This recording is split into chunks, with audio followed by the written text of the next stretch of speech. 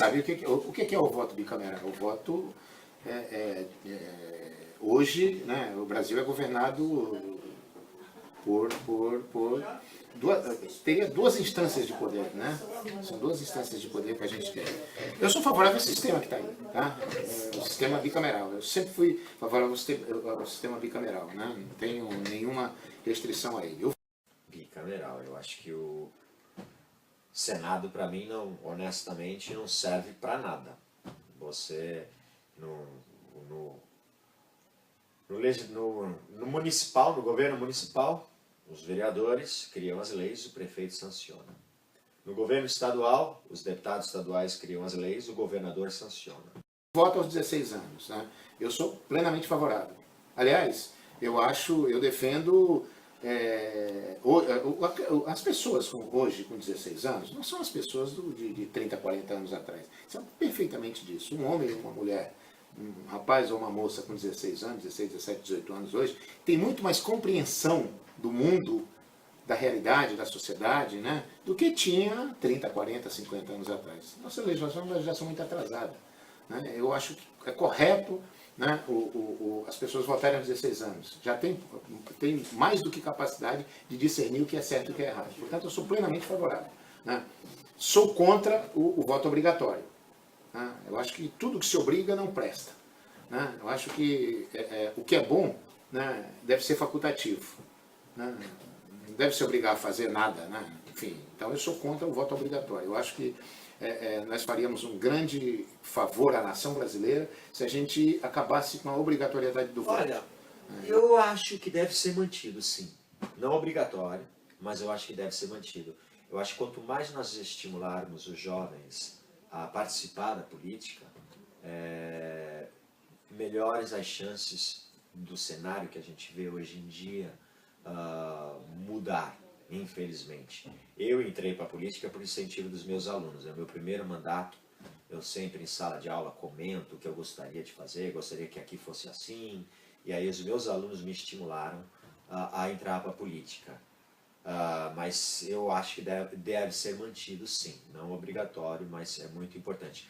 Mesmo havendo pouca participação, e justificada até, né? Se os adultos estão descrentes com a política, imagina os jovens também. Então, mas não se deve perder as esperanças.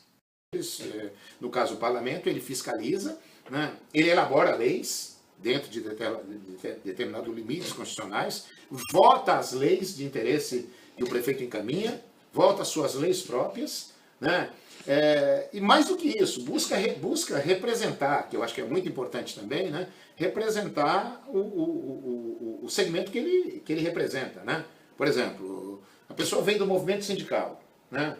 Ele tem uma identidade com o movimento sindical, então ele vai defender dentro do parlamento também os interesses daquele segmento, ou seja, vota no programa do partido. O papel do vereador é criar as leis municipais, né? Eu acabei de criar uma recentemente, a Lei Cidade Sem Lixo, né, que multa quem joga lixo no chão, de minha autoria, fiscalizar o executivo e também as condições da cidade, né, os órgãos públicos e os móveis públicos, e apresentar projetos. Eu trabalho de uma forma diferente, né? Eu gosto muito de inovação, eu gosto muito de projetos que possam mudar a qualidade de vida do município, então eu estou sempre fazendo indicações, sugestões ou até projetos de lei para que a gente possa mudar um pouco a mentalidade da nossa cidade. Mas o papel principal do vereador é fiscalizar e legislar, que é criar leis. Aécio, o candidato à presidência pelo PSDB em 2014, promete na parte de economia enviar uma proposta de reforma tributária na primeira semana de governo ao Congresso. Ele também diz que trabalhará para trazer a inflação para o centro da meta, 4,5%. Ele também defende maior participação da iniciativa privada nos investimentos via PPS. E embora não diga qual modelo pretende seguir, garante que manterá a continuidade dos ganhos reais em reajuste do salário mínimo.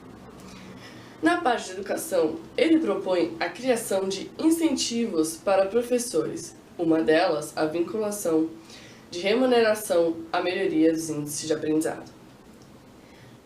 Já na área de saúde, de habitação, ele promete que vai manter e ampliar o Minha Casa Minha Vida. E na área de saúde, o senador e candidato à presidência da República defende uma revisão no Mais Médicos para garantir a isonomia salarial entre todos os profissionais contratados pelo programa. Eu vou falar sobre o Aécio Neves, sobre a minha opinião sobre ele. E eu acho que o Aécio Neves, ele não é um candidato inseguro. Ele é um candidato muito seguro, ele não fica em cima do muro em relação às suas decisões. Ele não está preocupado com quem que vai concorrer com ele, se é Dilma, ou se é Lula, ou se é algum outro candidato do PT. Ele só quer tirar esse governo que está demonizando e está fazendo com que o Brasil diminua cada vez mais, tanto que o seu crescimento esse ano não chegou nem a 1%. Então eu acho que para ele não está preocupado com quem vai ser, ele só quer melhorar o Brasil e fazer com que o Brasil cresça. E eu acho que ele é um forte candidato porque todos os cargos que ele já preencheu em outras cidades, ele fez com que essas cidades crescessem muito. Então eu acho que ele é um forte candidato à presidência do Brasil. Bom, eu venho aqui defender a minha opinião e meu ponto de vista sobre a disputa eleitoral desse ano.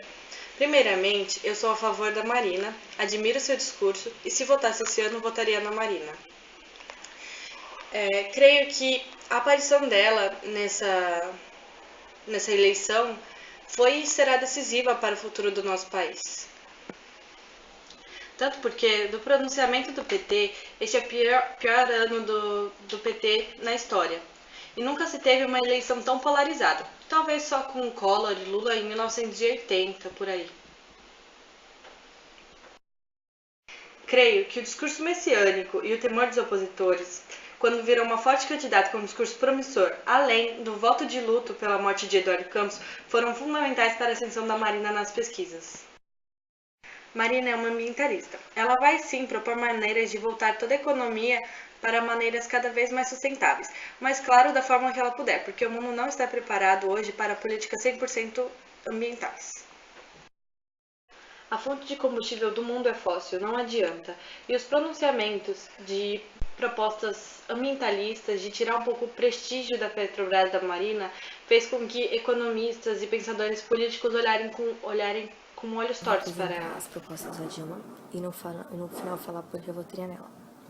Na saúde, ela quer ampliar as UPAs, expandir o programa Mais Médicos e universalizar o SAMU, ampliando o acesso à população a medicamentos e todos os recursos. Na economia, ela quer redução de juros e o rigor fiscal e modernizar o parque industrial para aumentar a produtividade e competitividade. E ela também quer reduzir a burocracia para incentivar o empreendedorismo, ampliando programas de crédito para pequenas, grandes empresas e tudo mais. Na educação, ela quer o acesso do ensino com recursos de pré-sal, ou seja, o que ela ganhar no pré-sal, ela vai utilizar para montar rede de ensino, escola, tudo mais. E expandir o atendimento em creches para toda a população. E a outra proposta é oferecer tempo integral na rede pública e mais de 100 mil bolsas no programa Ciências Sem Fronteiras, que é para estudar fora. E na segurança, ela quer integrar instituições de segurança pública, além de reforçar o programa do Brasil Mais Seguro, que fornece recursos aos estados, e o programa do É Possível Vencer, que é sobre o crack, que é uma série de ações que visam diminuir a oferta da droga. E por último, é a habitação, que é a reforma urbana, para reduzir a quantidade de habitantes sem moradia e continuar ampliando o programa Minha Casa Minha Vida. E só que oferecendo esses espaços nas grandes cidades. E eu votei nela porque se fosse para olhar para todas as propostas de todos os candidatos a presidente, para mim as propostas delas são as melhores, que iriam melhorar o Brasil, que olha para a população, a educação e tudo mais, mas não é o caso. Mas se fosse só olhar para as propostas e não para o histórico dos candidatos, meu voto era para ela.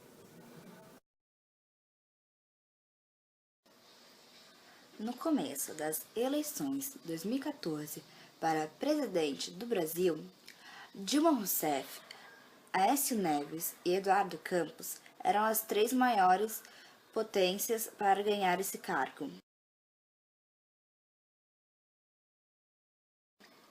Após a morte de Eduardo Campos, Marina assume seu lugar, ficando em segundo lugar no Ibope de agosto de 2014, como podemos ver nas imagens a seguir.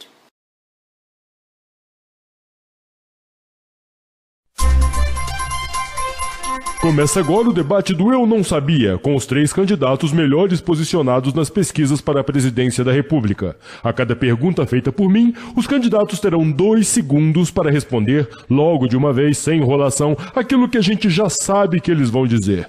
Candidato Aécio, o senhor caiu numa blitz em 2011. O senhor tem alguma justificativa para estar dirigindo com carteira de habilitação vencida? Eu não sabia.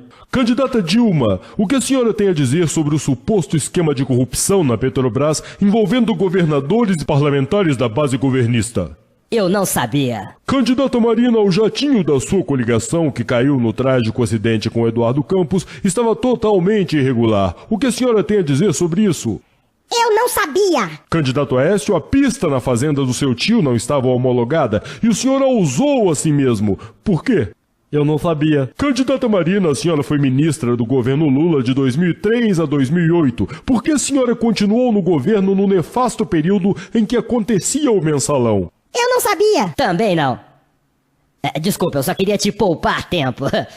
Candidata Dilma, por que a senhora permitiu, quando era chefe da Casa Civil, que um currículo mentiroso fosse publicado no site oficial afirmando que a senhora tinha mestrado em teoria econômica? Eu não sabia. Para encerrar, uma pergunta para os 3 candidatos. Vocês acham que sabem governar o Brasil? Eu sei, já provei que eu sei. Calma, cada um de uma vez. Isso eles acham que sabem. Eu sei.